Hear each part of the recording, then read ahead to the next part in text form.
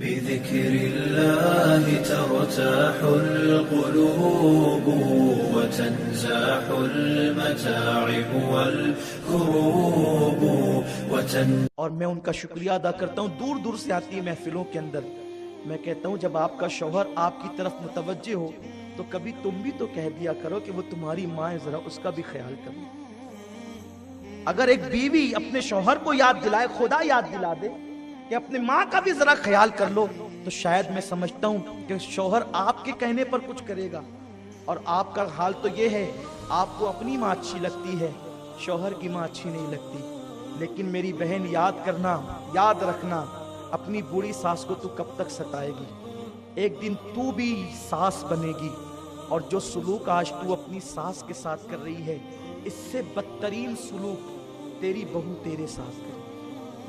اس لیے کہ اللہ دور نہیں ہے، کما تدین و تدان، تم جیسے کرو گے اللہ تمہارے ساتھ ویسے ہی بدلہ لے گا۔ وہ عورتیں سکون سے ہوتی ہے بڑھاپے میں جو اپنی ساس کی دعا لیتی ہے، کیونکہ تمہاری جنت تمہارا شوہر ہے اور تمہارے شوہر کی جنت اس کی ماں ہے۔ اگر تم ساس کو گھر سے باہر نکلنے کا پلان کر رہی ہو تو گویا کہ تم اپنے شوہر کو بے جنت کرنا چاہتی ہو۔ اسے جنت کیسے ملے گی؟ بیوی نے بہکا دیا، یہ پلان بنا لیا کہ ماں سے الگ ہو جانا ہے، اور ماں سے کہتی ہے چل تجھے، ماں کی کلی کلی خوش ہو گئی، آج میرا بیٹا مجھے گھمانے لے جائے۔ بوڑھی ماں کو وہ لے کر کار میں بٹھایا اور اولڈ ہاؤس کے دروازے پہ کار کھڑی کی، پارک بنا ہوا تھا، اس کے زینے پہ ماں کو بٹھایا، کہا ماں دیکھ یہ اولڈ ہاؤس ہے، یہ بڈھا گھر ہے، یہاں بڑی خدمت کی جاتی ہے، بہت خیال کیا جاتا ہے، آج سے تجھے یہاں رہنا ہے۔ اچھا میں چلتا ہوں، میرے لیے دعائیں کرتے رہنا، جب جب موقع ملے گا میں آیا کروں گا ملنے کے لیے۔ ماں نے حسرت بھری نظر سے اپنے جاتے ہوئے بیٹے کی کار کو دیکھا۔ بیٹے کے گھر میں کوئی کمی نہ تھی، بہت مالدار تھا، لیکن بیوی کے کہنے پہ ماں کو الگ کر رہا تھا۔ ماں نے اپنے دوپٹے سے تھر تھراتے ہوئے ہاتھوں سے دوپٹے سے آنسو پوچھے، اور ماں کو کیا یاد نہیں آتا ہوگا، وہ گیلے بستر پہ سونا، اپنا دودھ پلانا۔ یہ دودھ کیا ہے؟ خون کے کئی قطرے ملتے ہیں تب جا کے کہیں دودھ کا ایک قطرہ بنتا ہے۔ 2 سال تک پورے شوق کے ساتھ ماں اپنے بچے کو دودھ پلاتی، ماں کبھی سینے لگاتی، کبھی چومتی ہے، کبھی پیار کرتی، کبھی محبت کرتی، بلکہ وہ محبت ہی تو کرتی ہے، اور کرتی کیا ہے؟ اس نے جاتے بچے کو دیکھا، جوان بیٹے کو دیکھا، لیکن بڑھاپا حسرت بھرے انداز سے ٹھہر گیا، اور جوان بیٹا کار میں روانہ ہو گیا۔ اولڈ ہاؤس کے ذمہ داروں نے جس وقت ایک بڑھیا کو روتے ہوئے دیکھا، وہ رجسٹر لے کر کے چند ذمہ داران آئے، بڑھیا کے ارد گرد بیٹھ گئے۔ مائی تیرا نام کیا ہے؟ بڑھیا نے دوپٹے سے آنسو پوچھتے ہوئے اور روتے ہوئے اپنا نام کہا، پھر کہا تیرے بیٹے کا نام کیا ہے؟ بڑھیا کی ہچکی بھر گئی، آواز بھرا گئی، بیٹے کا نام نہ لے سکی۔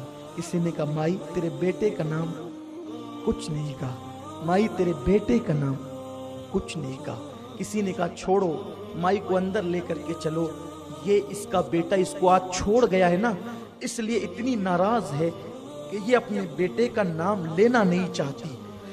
جیسے ہی اتنا سننا تھا کہ یہ اپنے بیٹے سے اتنی ناراض ہے کہ اپنے بیٹے کا نام لینا نہیں چاہتی، بڑھیا نے پوری بڑھاپے کی طاقت کو اکٹھا کیا اور بول نہیں پا رہی تھی، رو رہی تھی، کہنے لگی خبردار، میرے بیٹے کے خلاف ایک جملہ بھی اگر کہا تو یہ نہ کہنا کہ ناراض ہوں، اس لیے بیٹے کا نام لینا نہیں چاہتی۔ اللہ میرے بیٹے کو سلامت رکھے، اس لیے اس کا نام لینا نہیں چاہتی کہ میرا بیٹا بڑا مشہور ہے، اگر نام بتا دوں گی تو میرے بیٹے کی بے عزتی ہو جائے گی، اس کی آبرو کو بچانے کے لیے نام نہیں لیتی۔ ماں یہ ہوتی، تم نے ماں کو کبھی نہیں پہچانا، یہ دنیا کی رنگینیاں رنگریلیاں یہ سب تم اس میں ڈوبے ہو، آج تمہیں ماں باپ کی اہمیت نہیں پتا۔ آؤ جس دن تمہارے پاس سب کچھ ہوگا لیکن ایک ماں نہیں ہوگی، جس کی ماں نہیں ہے اس کی زندگی میں رونق نہیں، جس کی ماں نہیں ہے اس کی زندگی میں مکمل خوشیاں نہیں ہے. جس کی ماں نہیں ہے اس کا سر گویا کہ کھلا ہوا ہے. جس کی ماں نہیں ہے گویا کہ وہ بے سہارا ہے. جس کی ماں نہیں ہے گویا کہ وہ مکمل طور پر زندگی کی لذتوں سے اللہ اکبر لطف اندوز نہیں ہے, کہیں کہیں وہ محروم ہے. اس لیے کہ ماں کیا ہے آپ کو بتاؤں, انسان کے پاس سب ہو, اگر ماں نہ ہو تو ایک دن اسے ماں یاد